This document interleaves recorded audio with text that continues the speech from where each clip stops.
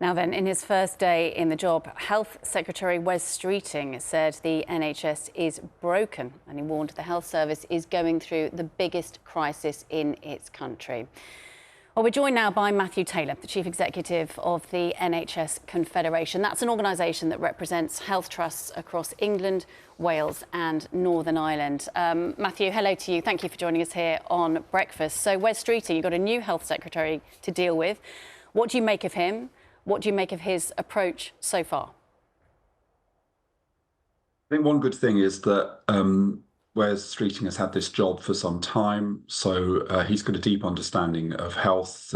He's met many of the leaders that I represent. He's been intimately involved in the development. He's led the development of Labour's health policy. So that continuity, I think, is important. And I think a couple of things we've heard so far are interesting. The description of the NHS as broken.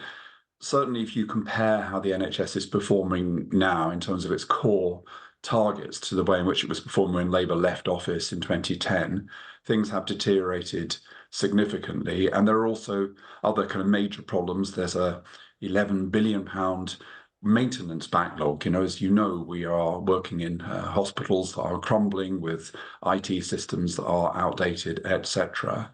I thought it was really important that Keir Starmer wanted to emphasise in his press conference that when Wes Streeting says that, that's not a slight on the people who work in the health service. It's about the political leadership that he feels the health service has had. I think the other significant thing is the Prime Minister confirming again in his press conference yesterday that he'll be chairing the programme board, the mission board around health. And the reason that's so important is that, when we talk about health policy, we almost immediately talk about the NHS. But actually, what happens in the health service is only responsible for about kind of a quarter of our health outcomes. It's all sorts of other things that determine how healthy we are, how long we live. And so we need a strategy, not just for the health service, but for health as a whole. You've touched on the extent of the challenge facing Wes Streeting. I wonder what you think should be the top of his priority list. Obviously, in many people's minds, they'll be thinking about the junior doctors and the call for more pay for junior doctors, which has proved such an intractable problem over the last couple of years. Should that be the first thing that he gets to grips with, and how? So I think in the way Wes Streeting needs to approach this job is that there's a short-term set of issues that he's got to address, which are really around kind of stabilising the health service, because it's not in a stable position at the moment. And then there's a second set of issues about reimagining the whole way in which the health service works, because in many ways, the way we work is not sustainable. Now, in that in tray that he's got, really, there's two big things. One is around staff, and it's good that he's going to be negotiating with the junior doctors. I'm hopeful that that will see a resolution. I suspect that the BMA will not want to be in conflict with the government with a huge new mandate. But we've also got GPs who are potentially going to work to rule in the autumn. That would have a huge impact on the health service, as that's got to be resolved. We're going to get the pay review bodies recommending pay rises for other staff, including nurses. And that links into the second immediate issue, which is around the resourcing of the health service. At the moment, there is a significant gap, £3 billion we estimate, between the money that the health service has this year and what we're committed to delivering. And so without an extra injection of money, one of the things that concerns me is how prepared we'll be for winter. Maybe July outside, but in the health service, we think about the winter from summer on. And I'm concerned about how prepared we are for that winter. Waiting lists. Obviously, it's a manifesto pledge to cut NHS waiting times.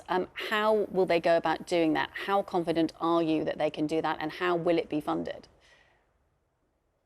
I think Labour's been pretty clear about how it's going to do that. It's primarily around paying senior staff consultants to work additional hours, and the modelling I've seen shows that that will have an impact. There are other elements to what they want to do, investment in kit, particular ways of working that we've seen in various hospitals like Guy's and St Thomas's, where they have operating theatres that work side by side, what are called elective hubs, which are places you might describe them as almost like quick fit hospitals. They focus very clearly on particular types of operations. They're a very fast throughput. So there is a way in which you can go about that. I think it's important, however, to recognise that it's not just about what happens in hospitals when we talk about waiting lists. It is about how the whole system works. One of the things that makes it difficult to reduce waiting lists, if you've got an overcrowded accident and emergency department on the one hand, or it's hard to get people out of hospital into the community and into social care on the other. So when we think about waiting lists, we need to think about them in terms of the context, the overall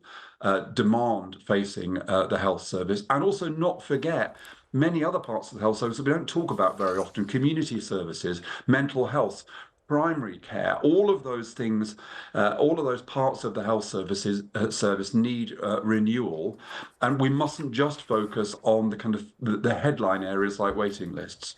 Matthew, we're running out of time, but I just wanted to ask for a comment on an issue which is leading the Sunday Telegraph today. Labour has confirmed late last night that Wes Streeting has been in talks with Alan Milburn, who of course was known for expanding the role of the private sector within the NHS as Tony Blair's health secretary. What do you make of those discussions and bringing Mr Milburn back? See, Alan Milburn was a successful Secretary of State. He oversaw Labour reaching those targets, which Wes Streeting now wants to reach. Look, I don't think there's anyone in the health service, very few people in the health service, with an ideological problem with engaging the private sector. But the private sector can only make a relatively small contribution to this for a whole variety of reasons. It isn't that big. And also there's a danger in certain parts of the country that if you put more work with the private sector, they just take staff from the NHS to work in the private sector. So there's no problem at all about using the private independent sector, but it's only a relatively small part of the solution. OK, Matthew Taylor, Chief Executive of the NHS Confederation. Thank you.